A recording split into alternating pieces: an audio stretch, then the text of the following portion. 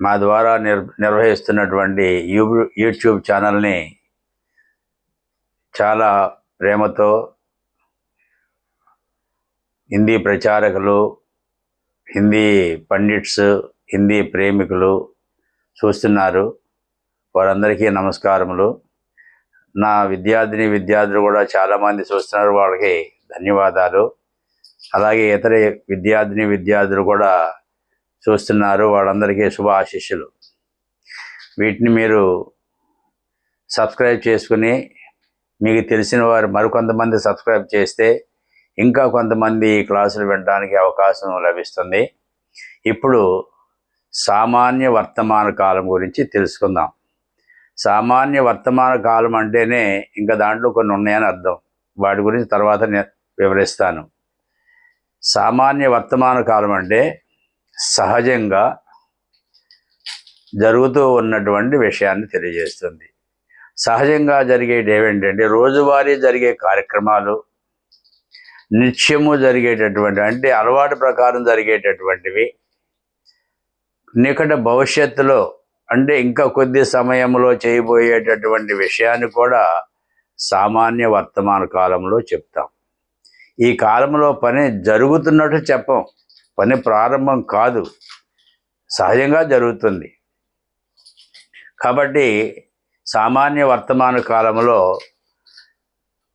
ఏది కర్తగా ఉంటే ఏం చేర్చాలి అవి తెలుసుకుందాం. మీరు శ్రద్ధగా పరిశీలించినట్లయితే ఈ వర్తమాన కాలంతో 60% వరకు మీరు హిందీ మాట్లాడటము, రాయటము, చదవటం నేర్చుకోవచ్చు. ఎక్కువ భాగం సామాన్య వర్తమాన కాలంలోనే మనం చెప్పుకుంటూ ఉంటాం. తెల్లారు లేస్తే మీరు ఉదయం లేచిన దగ్గర నుంచి సాయంత్రం వరకు జరిగేటటువంటి పనులన్నీ కూడా ఈ సామాన్య వర్తమాన కాలంలోనే చెప్తాం. ఇప్పుడు ఒకసారి వీటిని పరిశీలిద్దాం. ఈ సామాన్య వర్తమాన కాలం నుండి ఏ కాలములో చెప్పినా కానీ కర్త అనేవి 8 ఉంటాయి. ఈ 8 ఒకేసారి మనం రాయాలి కాబట్టి కొంచెం ఇరుగ్గా ఉన్నట్టుగా అనిపిస్తూ ఉండదు మనకి. కర్త, కర్మ, క్రియ అని చెప్పుకున్నాం.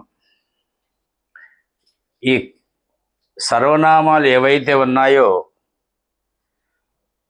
2 లింగాలకి అదే ఉపయోగిస్తారు, వచనాన్ని మాత్రం వేరుగా ఉంటుంది. ఉదాహరణకి మై ఉందనుకోండి, పుంలింగానికి స్త్రీలింగానికి మయ్యే ఉపయోగిస్తాం, ఏకవచనం. తుమ్ము ఉందనుకోండి, స్త్రీలింగానికి పుల్లింగానికి ఒకటే ఉపయోగిస్తాం, ఇది బహువచనం. పుంలింగ ఏకవచనం యహ్, వహ్ సర్వనామాలు కౌన్. అలాగే ఏ పేరు పెట్టుకున్నా కానీ నామవాచక శబ్దాలు ఏవొచ్చినా అవి కూడా థర్డ్ పర్సన్ కిందకి వస్తాయి. పుంలింగ బహువచనం, స్త్రీలింగ బహువచనం. అంటే స్త్రీలింగానికి పుల్లింగానికి వే, ఏ, హమ్, ఆప్ వాడతాం. అవి కాకోకుండా నామవాచక శబ్దాలను కూడా వాడతాం. దీన్ని ఇంగ్లీష్లో సింపుల్ ప్రజెంట్ టెన్స్ అంటాం. ఏ కుర్రను అడిగినా సింపుల్ ప్రజెంట్ టెన్స్లో సెంటెన్స్ చెప్పమంటే ప్రజెంట్ కంటిన్యూస్లో చెప్తారు, సింపుల్ ప్రజెంట్ వాడరు వాళ్ళు. సింపుల్ ప్రజెంట్ టెన్స్లో ఇంగ్లీష్లో సబ్జెక్ట్, ఆబ్జెక్ట్, V1 ఆ మూడింటిని ప్రయోగిస్తే ఆ వాక్యం సింపుల్ ప్రజెంట్ టెన్స్లో ఉంటుంది. థర్డ్ పర్సన్ సింగులర్ నెంబర్ వచ్చినప్పుడు మాత్రం ES అనేది వెర్బ్ చేరుస్తారు. కానీ తెలుగు, హిందీలో చాలా స్పష్టమైనటువంటి రీతిలో మన భావాన్ని వ్యక్తపరచడం జరుగుతుంది. ఉదాహరణ చూడండి, మై కర్తగా ఉన్నప్పుడు మనం హూమ్ రావాలని చెప్పేసి సర్వనామాలు, సహాయక్రియలో మనం చెప్పుకున్నాం. ఇక్కడ మనం పరిశీలిస్తే తా, తే, తా, తే, తీలు ఉన్నాయి.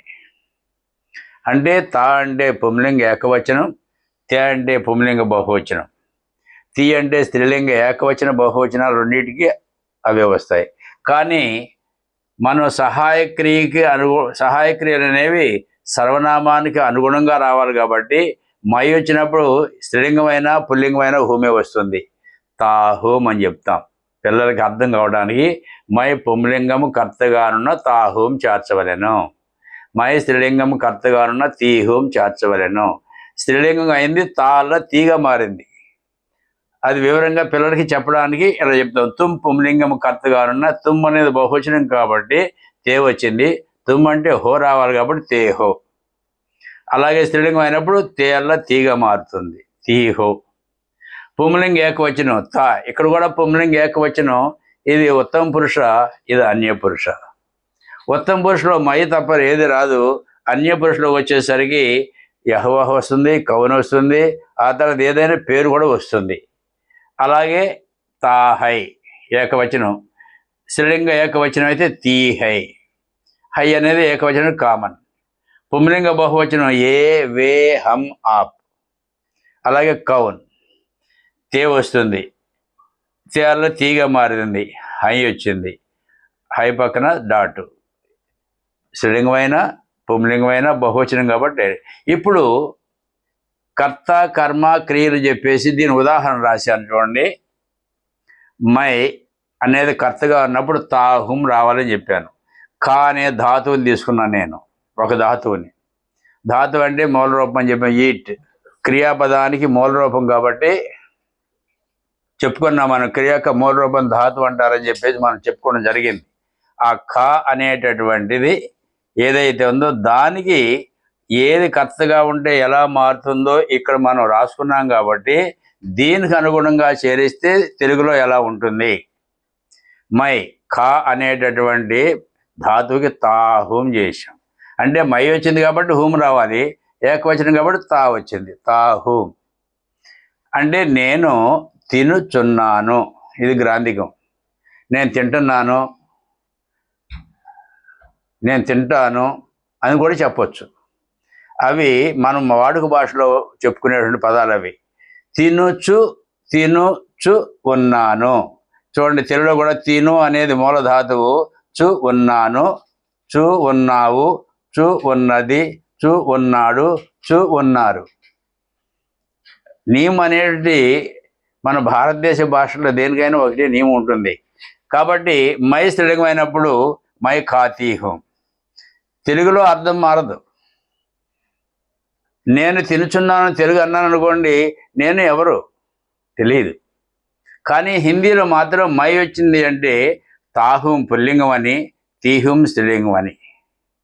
మై ఖాతాహూం అని ఎవరన్నా మాట్లాడారనుకోండి, రాశారనుకోండి, మై అనేటటువంటిది పుల్లింగంలో ఉన్నది అనదు.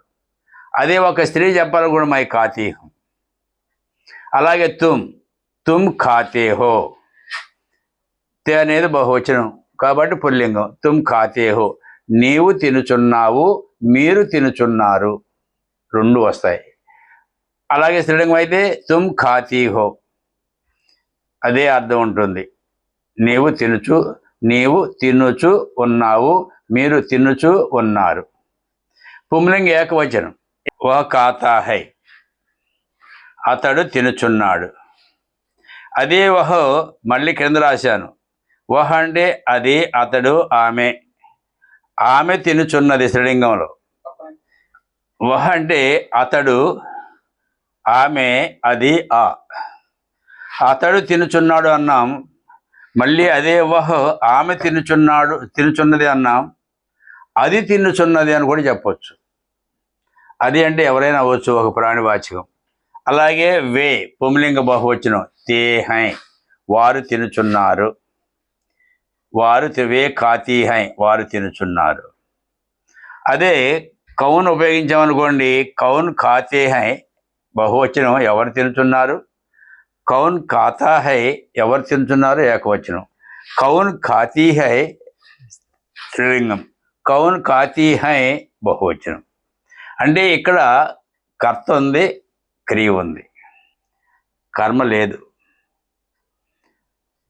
ఈ కర్తలు కూడా లోపించి ఎవరిని చెప్తున్నాను దాని ఖాతీహూం అన్నాం అనుకోండి, ఒక అమ్మాయి మన సమాధానం చెప్తుంది.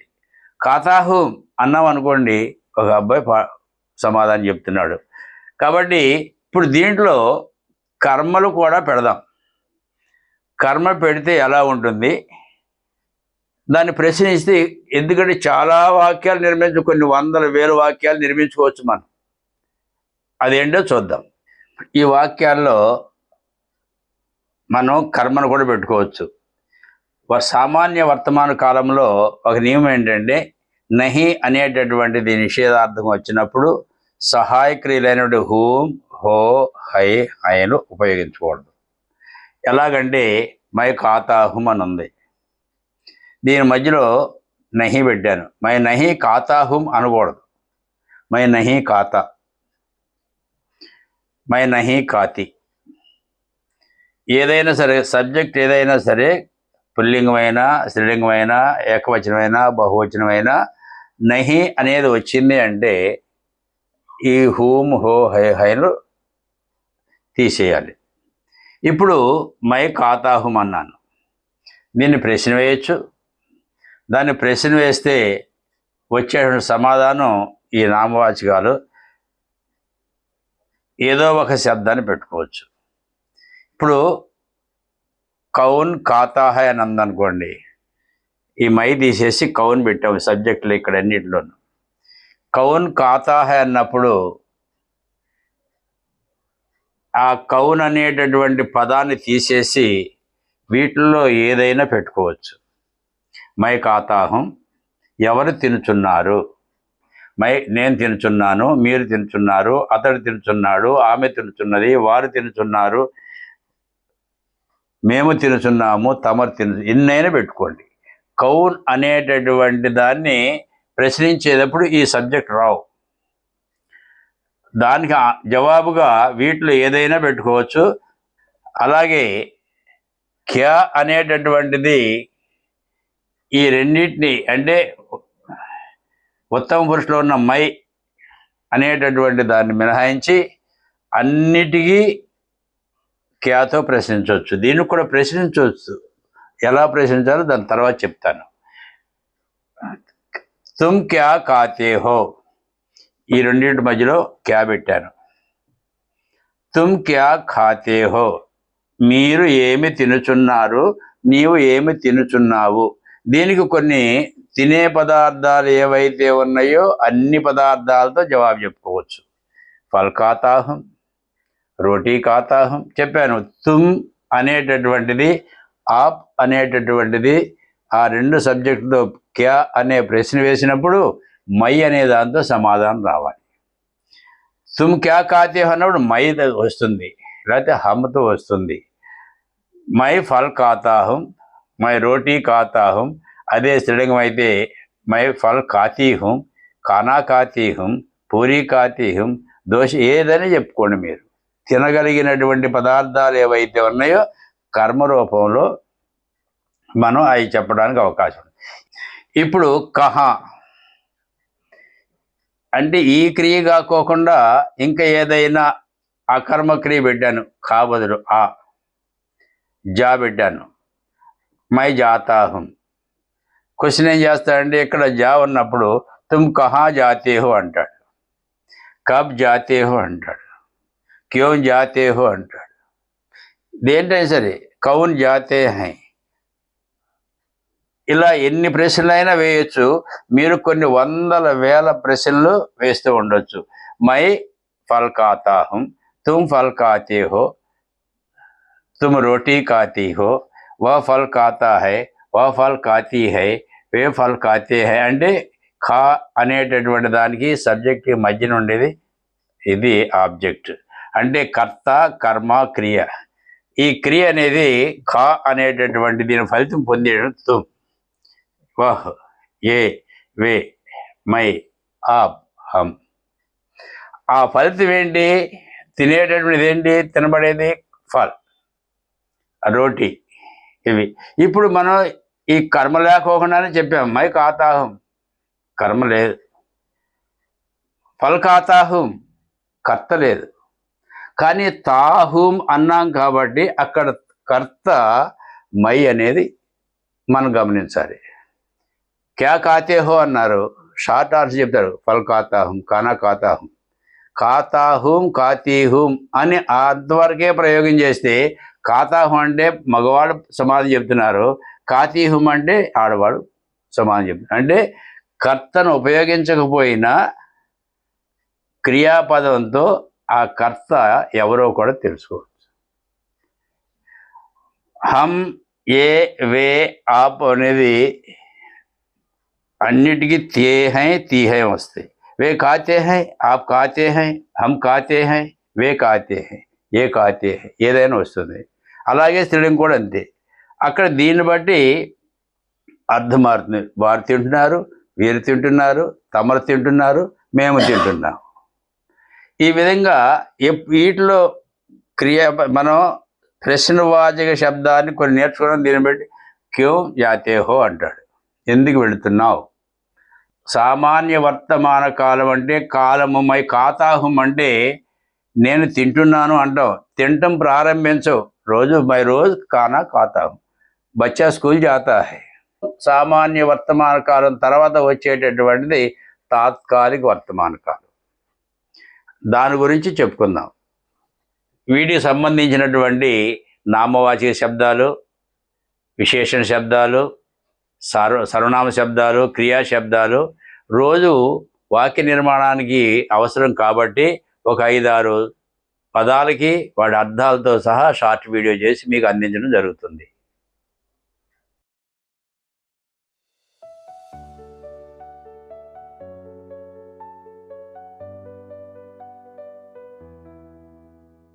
Thank you for watching this lesson. Don't forget to like and share this video, and subscribe to our channel for more educational content.